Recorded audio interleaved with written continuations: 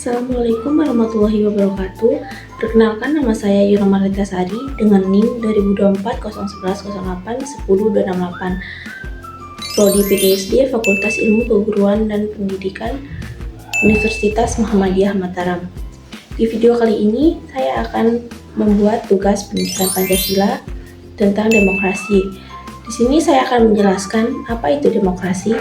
Demokrasi Indonesia adalah sistem pemerintahan yang berdasarkan kedaulatan rakyat, di mana kekuasaan rakyat tertinggi berada di tangan rakyat. Dalam demokrasi Indonesia, rakyat memiliki hak untuk memilih dan menguasai pemerintahan melalui pemilihan umum. Demokrasi Indonesia telah melalui beberapa fase yang signifikan sejak proklamasi kemerdekaan pada tahun 1945. Setelah masa penjajahan, Indonesia menghadapi sistem demokrasi yang mengutamakan partisipasi rakyat dalam pengambilan keputusan. Namun, penjajahan demokrasi ini tidak selalu mulus. Selama era Orde Baru yang dipimpin oleh Presiden Soeharto. Setelah reformasi, Indonesia melaksanakan pemilihan umum yang lebih besar dan adil yang diharapkan dapat meningkatkan partisipasi politik masyarakat dalam 2 dekade terakhir. Di tengah kemajuan tersebut, demokrasi di Indonesia dihadapkan dengan tantangan baru. Tantangan dengan munculnya deformasi dan polarisasi politik yang dipicu oleh pengguna media sosial. Kualitas pendidik politik di kalangan masyarakat juga menjadi faktor kunci dalam memperkuat demokrasi. Oleh karena itu, penting bagi semua elemen masyarakat, termasuk pemerintahan, partai politik, dan organisasi masyarakat sipil. Tujuan demokrasi Indonesia: mengidentifikasi tantangan demokrasi, meningkatkan pendidikan politik, memperkuat partisipasi rakyat, mendukung demokrasi yang efektif, meningkatkan peran organisasi masyarakat sipil, membangun kesadaran sosial dan toleransi. Pemilu dan erosi kualitas demokrasi. Pemilu 2019 menjadi sorotan dengan polarisasi politik yang tajam dan masifnya penyebaran hoaks.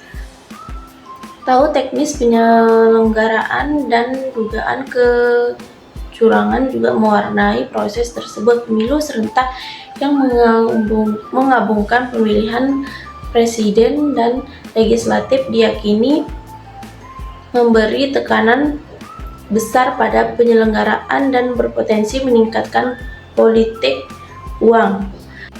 Kebebasan sipil yang terbatas. Dalam beberapa tahun terakhir, muncul kekhawatiran terkait pembatasan ruang kebebasan berekspresi dan berorganisasi. Revisi Undang-Undang Informasi dan Transaksi Elektronik seringkali digunakan untuk menjadi kritik terhadap pemerintahan sistematis terhadap kelompok masyarakat sipil tertentu, dan pembatasan kegiatan organisasi juga menjadi perhatian.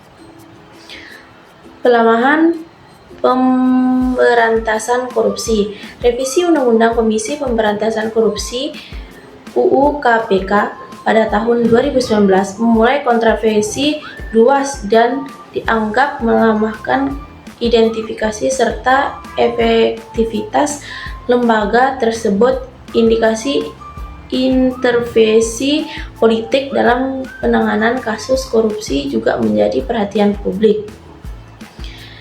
Dinamika desentralisasi dan tata kelola daerah. Otonomi daerah terus beralih, namun tantangan terkait dengan efektivitas tata kelola, akuntabilitas, dan potensi korupsi tingkat daerah masih signifikan. Evaluasi terhadap dampak desentralisasi terhadap kualitas pelayanan publik dan penggunaan daerah menjadi penting. Penggunaan media sosial dan toleransi. Pemanfaatan media sosial telah mengubah langkah politik Indonesia, namun juga membawa tantangan baru. Penyebab hoaks, ujaran kebencian terhadap polarisasi yang mengancam persatuan sosial, regulasi platform media sosial, dan upaya interaksi digital menjadi semakin mendesak. Peran masyarakat sipil dan tantangannya.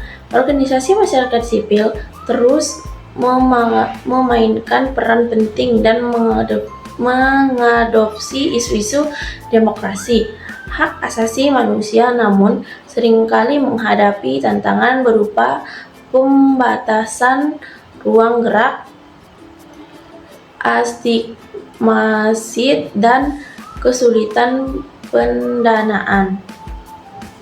Kesimpulan, mengetahui tentang demokrasi adalah langkah awal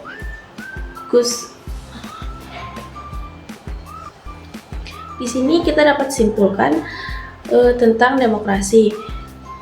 Demokrasi adalah langkah awal kesulitan untuk merumuskan strategi penguatan tantangan seperti polarisasi politik, disinformasi, korupsi, erosi kebebasan sipil, dan ketimpangan representasi. Memerlukan analisis dan untuk memahami akar permasalahan dan dampaknya terhadap kualitas demokrasi. Peningkatan pendidikan politik bagi seluruh lapisan masyarakat, terutama pemilihan pemilu, bertujuan untuk meningkatkan pemahaman mengenai hak dan kewajiban warga negara. Baik, mungkin itu saja yang dapat saya sampaikan tentang demokrasi Indonesia. Wabillahi taufiq wal hidayah. Wassalamualaikum warahmatullahi wabarakatuh.